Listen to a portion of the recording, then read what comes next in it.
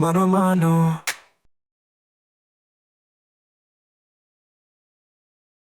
Una de cada 5 personas en África vive sin tener la certeza de cuándo comerá la próxima vez.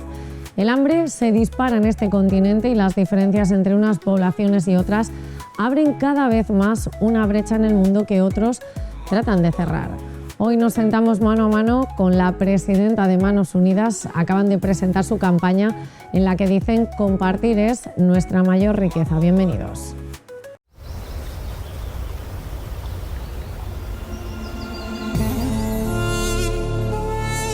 ¿Por qué está creciendo la desigualdad entre ricos y pobres?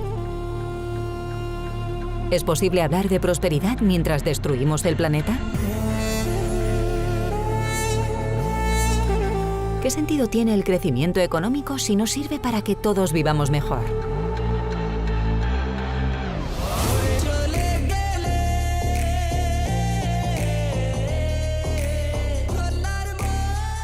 El progreso, el crecimiento, la riqueza no llegan a las personas más vulnerables. Esto es un hecho en el mundo de hoy, una realidad contra la que nos rebelamos en Manos Unidas.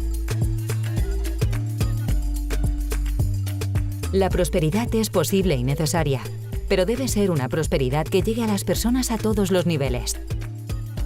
En lo material, porque es necesario tener un sustento, cubrir las necesidades básicas. Alimento, techo, educación, sanidad, para todos. En lo individual, porque las personas tienen derecho a desarrollar sus capacidades, a trabajar, a progresar, a mirar el futuro con esperanza. En lo social, porque la prosperidad tiene que llegar a los colectivos, a la comunidad, a la sociedad entera, con recursos, con valores y con derechos. La prosperidad debe ser universal e inclusiva. Debe ser para todos en todas partes. Hay que volver a situar a las personas en el centro de la economía y del desarrollo. Hay que garantizar los derechos fundamentales de todos los seres humanos para que puedan llevar una vida digna. Sabemos que dar un nuevo sentido al crecimiento económico es posible. Buscamos esta economía más resiliente, más acorde con la diversidad cultural, más sostenible y solidaria, como la economía de Francisco. Un movimiento impulsado por el Papa y basado en las enseñanzas de San Francisco de Asís, que promueve la economía del bien común. Una economía que busca escuchar con el corazón los gritos cada vez más angustiosos de la tierra y de sus pobres, para poderles ofrecer respuestas. Hay que cambiar los comportamientos actuales y darle un alma a la economía del mañana. Tener más no siempre es vivir mejor. La economía de Francisco, dirigida y pensada especialmente para jóvenes empresarios, fomenta una economía con alma, que tiene en cuenta a la persona y el medio ambiente, y está en el espíritu de muchos de los proyectos que impulsamos en Manos Unidas.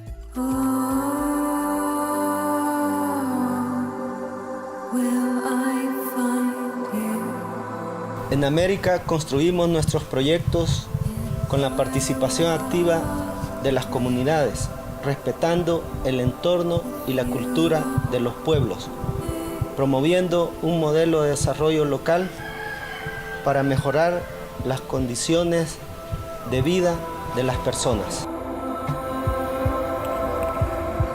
Muchos de los proyectos que llevamos a cabo en África son cooperativas, que es una de las maneras más efectivas para desarrollar la economía social, que en los colectivos más vulnerables y empobrecidos se manifiesta como una forma de generar riqueza y de buscar la prosperidad, sobre todo mediante el empleo digno.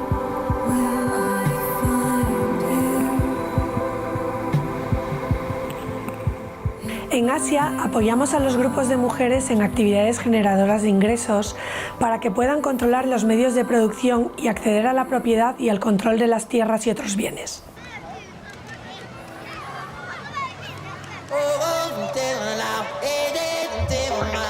Compartir es la clave.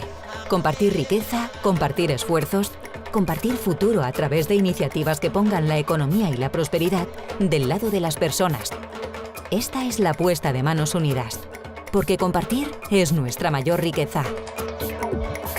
Solo así, dirigiendo nuestra mirada a los que sufren más allá de nuestras fronteras y tendiendo una mano generosa y solidaria a los más pobres, podremos conseguir un mundo realmente próspero para todos. Gracias por colaborar.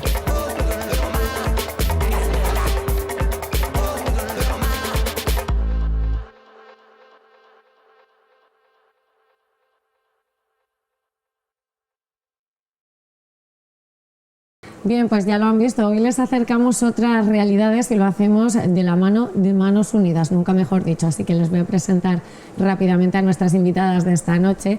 A Celia Monteagudo, que es la presidenta, bueno, es la delegada de Manos Unidas en Albacete. Seguro que muchos de ustedes ya la conocen. Bienvenida, buenas noches. Muy buenas noches. En esta ocasión acompañada de Clara Pardo, que ya sí que es la presidenta nacional, ha sido presidenta nacional de Manos Unidas y bueno, pues la experiencia se la pueden imaginar, más de 20 años como voluntaria, pues que dan para una buena charla.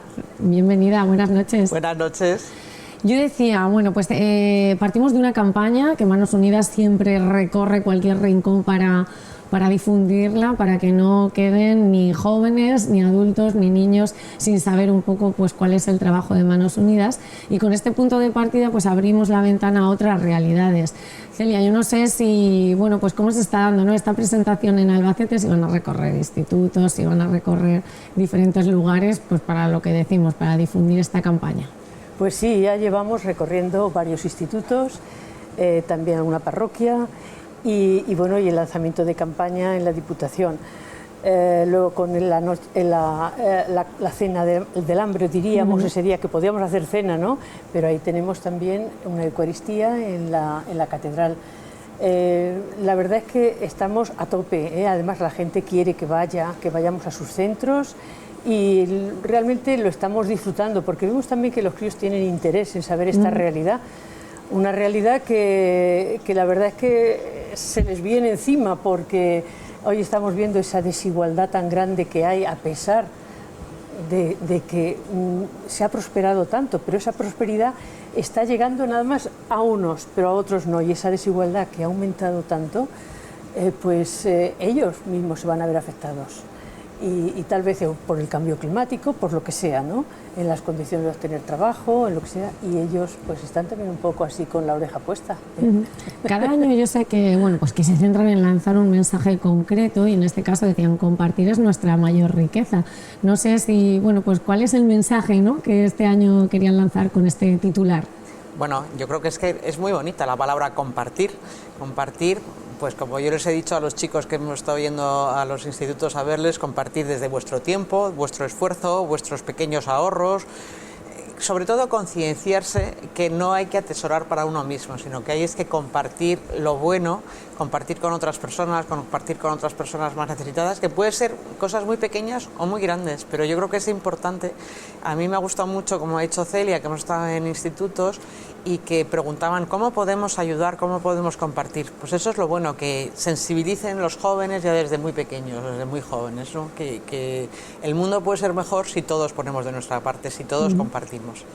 ¿Por qué número de campaña vamos, Clara? A 66. 66. No sé si habéis notado, porque yo sé que 66 años, 66 campañas no habéis estado presentando, pero ¿cómo habéis notado desde que esas primeras campañas de Manos Unidas que protagonizabais, cómo han cambiado? Es decir, ¿cómo nos acercamos a los jóvenes? ¿Sabemos más? ¿Estamos más concienciados? ¿Ha ido calando esa semillita de decir todos podemos hacer algo en nuestro día a día?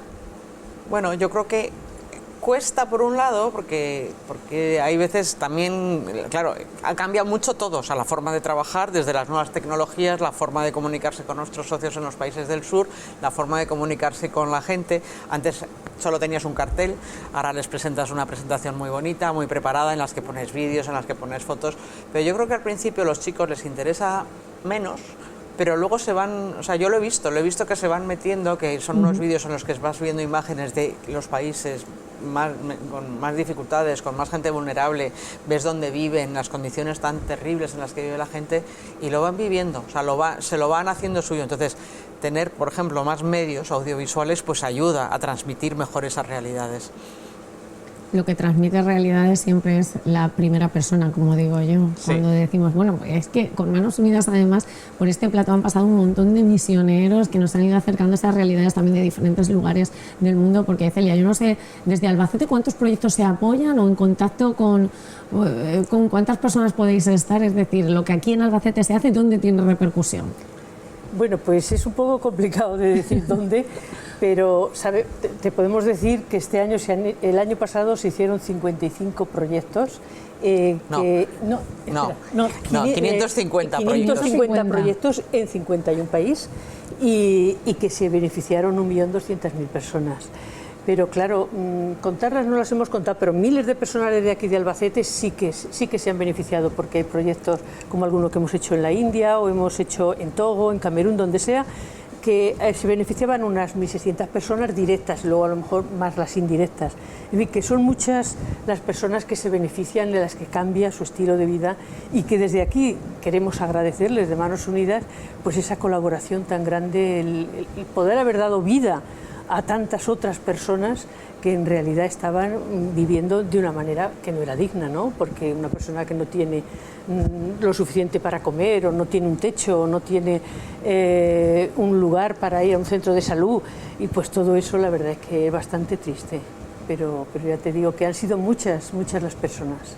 Celia, el despertar, tu propio despertar, ¿cuándo fue? ¿Cuándo dijiste yo necesito hacer algo y creo que puede unirme Manos Unidas? Lo digo porque también es lo que decía, una experiencia personal puede ayudar a que otras personas que ahora mismo están en casa y tienen ese mismo sentimiento, pero que sin embargo no saben o no tienen ese empuje final para entrar dentro de una organización como es Manos Unidas, que se puede colaborar de muchas maneras también, eso es cierto.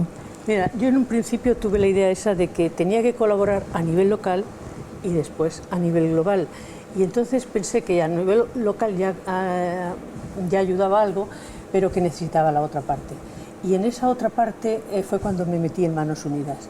Pero mi contacto directo con la realidad, con la experiencia más grande que tuve fue yendo a la India. Yo he ido muchas veces a la India y allí siempre he vivido en las zonas más pobres, con los más pobres. Entonces cuando les ves que te agradecen también tanto lo poco que les das y te dicen, ay, dale gracias a Albacete, ¿cómo es que os acordáis de Albacete, de nosotros? Pero ¿cómo tal? Y la verdad es que eso te va llenando y les vas viendo a esas mujeres que son las que peores viven, que porque les das un abrazo se ponen a llorar, porque se sienten queridas, porque allí en la India está la intocabilidad. Y a los intocables, pues eso significa que si te tocan, te contaminan y nadie les puede tocar. Y viven, bueno, las tazas donde beben el té son distintas de las que ven los demás, no pueden entrar a determinados lugares ni a templos, porque no, esos son para otros las castas. En fin, viven una situación de vulnerabilidad en todos los sentidos, o sea, y psicológicamente muy afectado de decirme, ¿qué hice yo en la vida anterior? Porque eso es la religión. ¿Qué hice yo en la vida anterior para ser tan desgraciado ahora, para que me haya tocado vivir de esta manera? Y claro, cuando los ves y dices tú, esta gente necesita mucha cultura, necesita que luche por los derechos de la mujer, necesita tal, entonces ves que Manos Unidas es una asociación en la que tiene todo eso, ¿no? Lucha por los derechos de la mujer, porque vivan mejor y porque tal. Pues eso es lo que te empieza a motivar, el verles allí y dices tú, si es que yo he nacido en un sitio donde tengo de todo y esta gente es que no tiene de nada y son mujeres igual que yo. Primero lo de tomar conciencia, ¿no? De ser de la posición privilegiada que nos ha tocado. Es una postura... nos ha tocado la lotería. Yo lo digo siempre, a mí me ha tocado la lotería habiendo nacido donde he nacido, habiendo nacido en una familia que me quería, que me ha dado un cobijo, que me ha dado una educación, que me ha dado un acceso a una formación y que si estaba enferma tenía un antibiótico. Eso no le pasa a todo el mundo y yo no he hecho nada especial para merecerme eso. He tenido la suerte de nacer donde he nacido. Y entonces yo creo que es una frase muy manida, pero devolver un poco de lo que hemos recibido, yo creo que es algo que llena desde luego mucho más. O sea, yo empecé en Manos Unidas por casualidad, porque me iba a tomar un año sabático y iba a estar un poco, y llevo 20 y tantos. Entonces te das cuenta, y como ha dicho Celia, los primeros viajes, las primeras realidades de verdad que conoces y ves allí, tú ves a esas personas tan vulnerables, o sea, se te saltan las lágrimas de la tragedia que estás viendo. Pero por otro lado, también tienes que ver el lado de la esperanza, de ver que con la ayuda que les das a ese grupo de gente, a esos niños, de esas 100 niños de una escuela, a los niños las personas que viven en un pueblo y que les ayudas a montar un dispensario, o a las mujeres que las educas en una formación generadora de ingresos, que les cambia la vida. Entonces, pues ese 1.200.000 personas que hemos beneficiado el año pasado en nuestros proyectos, ese 1.200.000 personas viven mejor gracias al esfuerzo de muchas personas en Manos Unidas, de los voluntarios que trabajamos, pero también de todos nuestros donantes, de toda la gente que participa en los eventos, en las carreras solidarias, que da dinero en la misa de la campaña contra el hambre. Es mucha gente la que tenemos la suerte de poder compartir, volvemos a a nuestro lema de este año, compartir es nuestra mayor riqueza. La riqueza que te proporciona a ti mismo. Somos más ricos nosotros gracias a compartir. Clara, yo rastreando un poco el currículum veía como esa primera toma de contacto que le preguntaba también a Celia, pues yo no sé si ese primer pie en un terreno que realmente pide esa ayuda o pide esa necesidad de compartir fue Sierra Leona. Sí. Y bueno, pues te iba a decir, vamos a hacer un viaje, ¿no? al pasado y a este momento. Pues mira, fue en el 2003, fue mi primer viaje y además un país que acababa de salir de la guerra. Yo iba horrorizada de lo que me iba a encontrar allí, iba con miedo, de verdad. O sea, bueno, también es tu primer impacto. Y me encontré una realidad durísima, durísima, porque Sierra Leona es el país donde por la guerra salieron los niños soldados, niños que con 10, 12, 14 años les habían dado un fusil. A ellos todos tenían una cicatriz aquí en la sien porque les inyectaban droga para que ellos perdieran la conciencia de las brutalidades que hacían. Les hacían ir a los pueblos de donde eran para que mataran a la gente, a sus familiares, con lo cual nunca más podían volver a esos pueblos. Era una realidad terrorífica. Y allí te encuentras unos misioneros que no se han ido durante la guerra, que ayudan a esos niños a salir de ese infierno en el que viven, porque aparte de haber sido asesinos, de haber matado gente, ellos mismos tienen un demonio en su interior, porque ellos son sus propias víctimas. Entonces, enseñarles otra vez, darles decirles que tú puedes ser una buena persona aunque hayas hecho esto en el pasado, no ha sido culpa tuya, te han llevado las circunstancias y la droga y la manipulación de unos jefes terroríficos. Es tan impresionante, o sea, yo solo te digo que había muchísimos niños, ya que eran jóvenes o adultos de 30 años, que tenían hijos y llamaban a sus hijos con el nombre de los misioneros que les habían salvado de ese demonio. Entonces es muy impresionante ver cómo esos niños enfermos, víctimas de sí mismas, habían sido capaces de salir de eso. Yo creo que es el viaje que más te impresiona. El primero, porque te marca muchísimo. Entonces, a partir de ahí dices, yo tengo que seguir luchando. Yo nunca entré con idea de quedarme toda mi vida y ya llevo muchos años. Fíjate, yo quería hablar también pues, de África como continente, porque nos llegan muchas noticias también cuando presentan la campaña, pues ya sabéis que a los periodistas nos gusta también tener datos y las cifras también pues, para intentar trasladar la magnitud de lo que sucede. Y es que llegaban titulares impresionantes, yo me los he apuntado porque leía la inseguridad alimentaria casi duplica en África la media global, es decir, alcanza el 58% de la población, que me parece una auténtica barbaridad.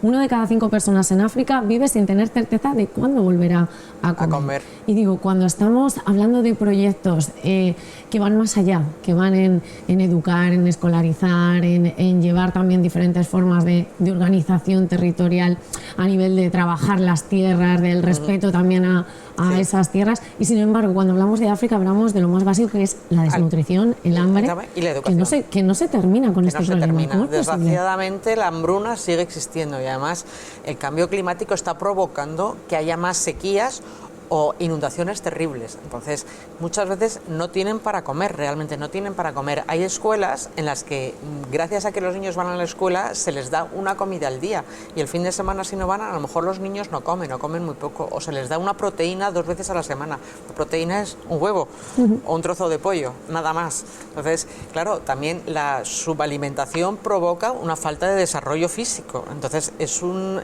círculo vicioso. Entonces, hay muchísimos problemas de hambruna todavía, desgraciadamente. Efectivamente, también depende de qué países. Sierra Leona, por ejemplo, no había hambre, porque es un país rico de verde. Entonces, cuando hay verde tienes yo qué sé, frutas, tienes vegetales, pero es que hay zonas del norte de Kenia, Sudán del Sur, que son desiertos. Entonces, si no llueve, es que realmente ahí las gallinas se mueren y es que no dan ese huevo para tomar un huevo a la semana. Entonces, que siga habiendo eso es increíble. Entonces, nosotros tenemos que ayudarles pues con pozos, en esas zonas más pobres, más secas, o ayudarles con graneros, o ayudarles a mejorar sus técnicas de cultivo, o a proporcionarles granos que sean más resistentes. Entonces, depende de cada país, depende de cada zona, son tipos de proyectos distintos. Pero efectivamente, si no comen, todo el resto ya, nada. Yo digo siempre, el segundo paso es educación. Claro. La educación, para mí una monja hace muchísimos años, ya llevo muchos años en esto, aprendiendo de todos los misioneros que vienen, te dicen, si África tiene un futuro es la educación. Es fundamental educar a los niños, educar a que tienen que esforzarse, a que tienen que hacer un esfuerzo adicional para tener una oportunidad de vida en el futuro, pero también para quedarse allí. O sea, no hay que venderles que el norte es el futuro. No, el norte es quedarte allí, pero mejorar las condiciones de vida accediendo a unos empleos allí mismo, ¿no? Es que qué difícil, ¿no?, hablar de educación a unas personas que no tienen garantizado lo más básico. Claro. Es difícil, ¿no?, también el empezar desde lo que siempre decimos, unos van empujando y al final a lo mejor el beneficio lo encuentran los de detrás, pero es algo muy difícil. Yo no sé, Celia, porque es verdad que, bueno, cuando hablaba de esos proyectos de un pozo, un granero, ¿no?, es la manera también de ir favoreciendo que el hacer desaparecer esta hambruna de la que nos hablaba. Cuando una vuelve al terreno, o sea, cuando he iniciado un proyecto, lo he puesto en marcha o he luchado para que esto sea una realidad un poco también pues desde la primera línea. Luego vas al terreno y ves que es una realidad, ¿cuál es el sentimiento que tienen? Bueno, es que lo primero que te hacen es darte las gracias. Te está todo el pueblo esperando. Y están allí, bueno, y además que se ponen sus mejores galas. Sus mejores galas. Te están allí esperando y venga, darte las gracias. Y yo recuerdo que el año pasado que estuve en Ecuador, me decían, con indígenas, ¿y cómo habéis venido desde tan lejos? ¿Cómo os habéis acordado de nosotros? ¿Cómo os lo agradecemos de que desde tan lejos estéis pensando en nosotros? Mira, en aquel proyecto se les daba a cada mujer 2 ovejas. 2 ovejas, y estaban tan contentas con sus ovejas, porque de ahí sacaban leche y la lana, y con la lana hacían vestimentas. Y bueno, y eso ya podían sacar ellas un poco de dinero, luego lo vendían y podían sacar un poco de dinero, pero ellas están contentas.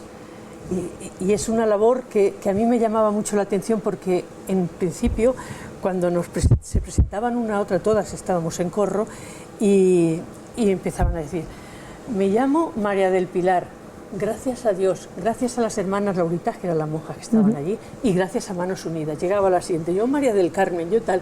Y es que habían estado allí las monjas, allí, bueno, las habían educado de tal manera, y en una teología, en una forma de agradecimiento a Dios, a los demás, también que aquello te llamaba muchísimo la atención y decías, ¿cuánto tengo que aprender?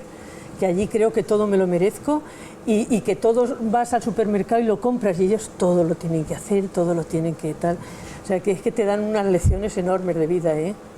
No sé, claro, si en estos más de 20 años, si hay algún proyecto especial al que le tengas especial cariño, de decir, bueno, pues o porque nos costó mucho o porque su efecto ha sido una gran repercusión o simplemente pues porque le tengo ese recuerdo especial. Bueno, yo siempre hablo, o sea, yo quiero mencionar 2. Uno, que sí que lo vi hace muchísimos años en Vietnam, que para luchar contra la falta la falta de alimento, habíamos construido una pequeña presa. Y esa pequeña presa había conseguido, pues, parar el agua. Bueno, se había pasado de una cosecha al año a 3 cosechas al año de arroz. Imagínate. O sea, el cambio gracias a una presa que no era muy grande. Bueno, una presa y una canalización que permitía regar los campos de arroz, que necesitan mucha agua, ya sabéis que podían estar 3 cosechas al año. Entonces, a mí me impactó, porque dices, no es una obra muy grande, no es una obra de infraestructura demasiado complicada, o sea, no era una gran obra de ingeniería, y cómo estas personas, allí ya no había hambre, porque es que si no había épocas de sequía. Y luego a mí me encantan, porque es que como es donde más he viajado ha sido a Asia y a India, me encantan en general los proyectos de mujeres. Los proyectos de mujeres que llamamos de animación o de fortalecimiento son proyectos en los que les damos una educación básica en oficios, en actividades generadoras de ingresos, que pueden ser costura, puede ser peluquería, puede ser estética, puede ser informática, con lo que las mujeres, que son unas grandes marginadas en una sociedad como la India, se les da una oportunidad de salir de su casa, aprender algo y generar dinero. Generar mucho o poco, pero con ese pequeño dinero que generan ya en sus casas están mucho mejor valoradas. Su autoestima sube muchísimo. Entonces, son proyectos, normalmente son 2-3 años. Yo he visitado esos proyectos. Entonces, cuando vas la primera vez, las mujeres van con su sari y se tapan, porque no se atreven, o sea, son unas mujeres tímidas que, claro, han estado reprimidas en sus casas. Si tú vuelves un par de años más tarde, ves a esas mujeres que se quitan la palabra, que por supuesto el sari ya no lo tienen puesto por la cabeza, sino que ellas mismas se dan cuenta que tienen una dignidad, tienen algo que decir en la sociedad, se reúnen semanalmente, pues grupos de 15 o 20 mujeres, los grupos de autoayuda, que se ayudan entre ellas con los pequeños ahorros que generan, son realmente emocionantes, porque además esa mujer que genera unos ingresos en su casa da unas mejores oportunidades de vida a su familia, y además es una mujer que lucha para que sus hijas vayan a una educación que ellas no han tenido, la mitad no saben leer, en cambio sí obligan a sus hijas a ir porque les potenciamos mucho. Hay que ayudar a las mujeres, que son las grandes marginadas. No dejamos de ser una ONG formada por mujeres, fundada por mujeres, y seguimos estando mayoritariamente formada por mujeres. Que no cierra la puerta a ningún hombre. Por supuesto que no, no. Que aquí pueden participar. Por supuesto, pero como anécdota... Que pero la realidad es la que es. Es la que es, y como anécdota, nuestros estatutos están redactados en femenino. O sea, tenemos la presidenta, la tesorera, la secretaria, y tenemos muchos delegados hombres en las 72 delegaciones. Hombre, claro, pero ellos mismos se llaman a sí mismas, soy la delegada de donde sea. O sea, que la mayoría... O sea, el feminismo empezó con Manos Unidas hace muchos años. O sea que... Oye, pues mira, es algo que no podemos quedar también con ese cosa. Mira, Clara, es verdad que como nos has contado, pues estás más focalizada ahora en Asia, en esos viajes a la India, pero esa primera toma de contacto, hemos dicho que fue Sierra Leona, por ejemplo, ¿no? Pues no sé si hay diferencias también entre la forma de trabajar o de intentar intervenir en África, no sé si son las palabras correctas, porque muchas veces no es lo mismo intervenir que trabajar allí, pero bueno, pues diferencias entre lo que encontramos en África a día de hoy con lo que podemos encontrar en América Asia o en la India. Bueno, lo primero es que es súper importante que nosotros no decimos lo que hay que hacer. Yo creo que esto es fundamental. Por eso decía yo, digo, lo de intervenir, no sé si me estoy explicando yo bien. Nosotros apoyamos a las solicitudes que nos hacen. O sea, nuestra intervención no es venir desde el norte, prepotencia de los de arriba, que sabemos muchísimo, y te digo lo que hay que hacer. No. Eres tú la que viene y me dice, yo soy una mujer y quiero aprender algo porque he visto que cerca hacéis esto. Entonces, el nivel de desarrollo que hay en África, desgraciadamente, es inferior al que hay en Asia o en América Latina, donde trabajamos. Entonces, por ejemplo, proyectos educativos en América prácticamente no hacemos. Ahí hacemos muchísimos proyectos de cooperativismo, de ayudarles a formar sus cooperativas, mejorar sus cosechas. También hemos hecho presas ahí arriba, también muchísimo protección de los indígenas para que no se pierdan sus costumbres, para que no les avasallen las grandes multinacionales que van allí a la Amazonía destrozando, o sea, mucho más por ese camino, porque ya tienen un nivel de educación más elevado. En Asia, digamos que es un poco el intermedio. Es muy general lo que estoy diciendo, porque claro, no puedes comparar Filipinas. Porque hablar de continentes ya es algo que es generalizar. Pero es un intermedio. O sea, hacemos proyectos educativos, pero un poquito menos. Más de formación de mujeres, formación en oficios, temas mucho agrícolas. Y en África, como hablábamos antes, hay muchísimo problema de alimentación, muchísimo problema de falta de educación, porque no hay escuelas. Puedes encontrarte a 300 niños dando clase en un aula de todas las edades, entre los 2 y los 18 años, en una clase que es una clase que se cae abajo. Entonces, pues desde que les ayudamos a construir escuelas, a que les ayudamos también a mejorar sus cosechas, a que les enseñamos pues oficios, o sea, es un poco distinto la problemática que te plantean, pero no solo en África. O sea, África no puedes comparar Benín con Turkana, vamos, con Kenia o con Zimbabue o Madagascar.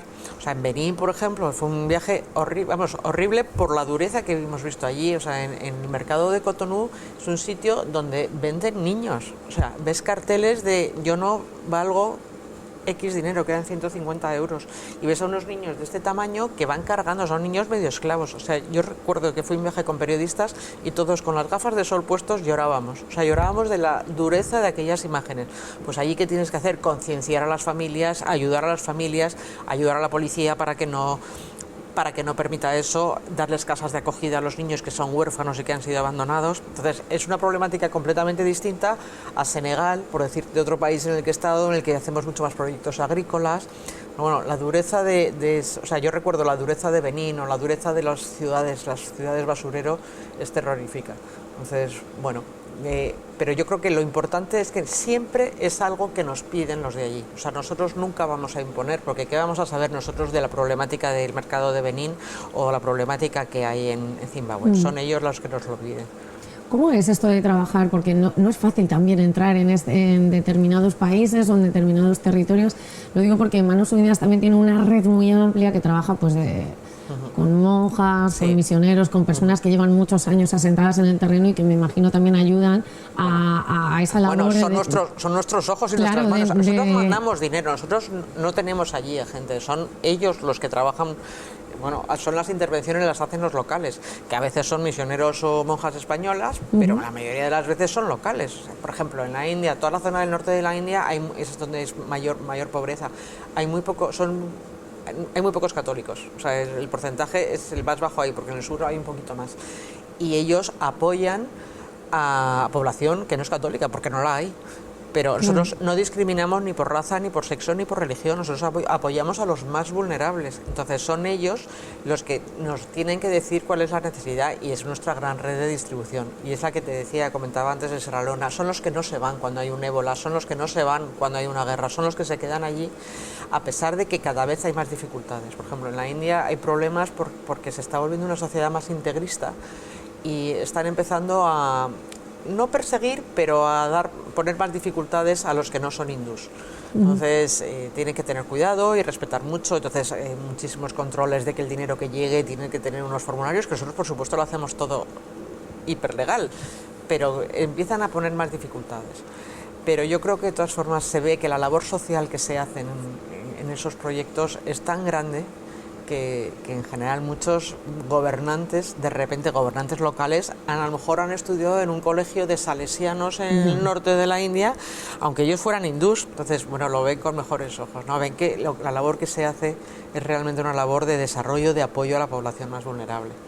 Yo quería terminar, pues siempre el mensaje de Manos Unidas es de esperanza, pero en tiempos de desesperanza, por ejemplo, decíamos, de seguir hablando de hambre después de tantos años trabajando, ¿no? O intentando paliar este tipo de situaciones, en tiempos de guerras, pues cómo se transmite ese mensaje de esperanza también a los que estamos ahora mismo aquí en Albacete, ¿no? Diciéndoles que compartir es la mayor riqueza. ¿Cómo se trabaja la desesperanza? Bueno, yo es que creo que podemos decir que efectivamente todo es un horror, o hay mucho por hacer. Entonces, yo siempre digo que ojalá Manos Unidas no existiera, ojalá no fuéramos necesarios, pero mientras somos necesarios, porque desgraciadamente con las guerras, con las hambrunas, con las situaciones que hay tan conflictivas en muchos sitios, tenemos que seguir apoyando. Entonces, mientras estemos nosotros intentando apoyar, habrá 1.200.000 personas a las que les has mejorado la vida, les has cambiado la vida. ¿Que resulta que hay 700 millones de personas que pasan hambre? Sí. Pero nosotros estamos ayudando a 1.200.000, ojalá fueran 5, pero nosotros ponemos nuestro granito de arena. Entonces no se puede perder la esperanza, porque si la pierdes, sobre todo si tiramos la toalla nosotros, ese 1.200.000 personas ya no se beneficiaría. Entonces, ¿vamos a acabar con el hambre en el mundo nosotros? No. ¿Vamos a acabar con el hambre en el mundo si nos concienciamos toda la población? Pues sí lo conseguiremos. Entonces ese es un poco nuestro esfuerzo de transmitir, que también para nosotros siempre digo que los periodistas son voluntarios que nos ayudan, porque nos ayudáis a transmitir este mensaje. Yo iba a decir, pues es que no encuentro manera más bonita de cerrar esta entrevista, pero como siempre, para la gente que nos ve aquí en Albacete, hay que decirle dónde está Manos Unidas, dónde os pueden encontrar, que en las parroquias siempre es un punto, ¿no?, de encuentro. Sí, y en Teodoro Camino, Camino 6, quinto izquierda, allí les esperamos cuando quieran ellos. Y además en un montón de actividades que nos vienen por delante, que muchas son ya tradicionales. Conciertos de institutos, bueno, concierto del Conservatorio Superior de Música que vamos a tener el día 19 de febrero. Luego también hay un festival para el 11 de febrero. Y luego tendremos otro ya más adelante, no sé si es en abril, no lo recuerdo exactamente, me parece que es el 22 de abril, también del Instituto de los Olmos, en fin, que va viendo ahí, y luego el té solidario, las comidas solidarias, los mercadillos, ahí tenemos toda una variedad. Pues atentos todos, os vamos a seguir el rastro, que nosotros vamos puntualmente viendo a ver qué hace Manos Unidas también, pues eso, para ir conociendo un poquito más de lo que se hace en Albacete y de cómo los albaceteños y las albaceteñas podemos ir colaborando, que ya decía yo que hay infinidad de maneras, que no hace falta dedicar más de 20 años como Clara de voluntaria recorriendo, que no hace falta estar tampoco en terreno para poder formar parte de esta gran familia, así que Gracias a ambas por trasladarnos esta realidad, por dejarnos también abrir esta ventana, que yo sé que mucha gente en casa ahora se queda reflexionando sobre el tema. Que además es viernes, que viene fin de semana y queda el pozo ahí de lo que han escuchado, y el fin de semana luego se comenta mucho, y esto es que vamos difundiendo así poco a poco a todas partes. Así que sí, la verdad es que también me gustaría decir las comarcales que tenemos también están ahí poniendo su granito de arena y difundiendo también y sensibilizando de esta realidad, y a ellas les damos muchísimo también las gracias porque son un total de 100 personas las que están ahí involucradas, entre Gin, Villarrobledo, La Roda, Almansa y Caudete, bueno, y Casas Ibáñez, que también colabora. Entonces esas comarcales pues también hay que recordarlas. Mira, si yo coleccionara las agendas que tengo de Manos Unidas, porque es que las tengo cada año desde el colegio, ¿eh? Sí. Si yo las hubiera ido guardando, tendría, una información acerca de la organización, de los proyectos y de lo que se ha hecho, que es de hemeroteca. Claro que sí, claro que sí. Así que muchísimas gracias. Gracias a vosotros por darnos esta oportunidad de transmitir el mensaje de Manos Unidas. Yo creo que compartir es lo importante, y compartir la experiencia, compartir la información, y también con eso intentar pedir ayuda, que todos colaboremos para hacer un futuro más bonito y mejor para toda la población. Pues lo he dicho, yo ya no sé qué más decir, porque realmente con estas palabras es que compartir es la mayor riqueza, y además es algo en lo que todos podemos poner de nuestra parte, o sea que lo tenemos al alcance de todos. Yo les espero el viernes que viene con un nuevo invitado, una nueva realidad que ofrecerles, pero solo me faltan ustedes, así que no me fallen. Buenas noches, hasta pronto.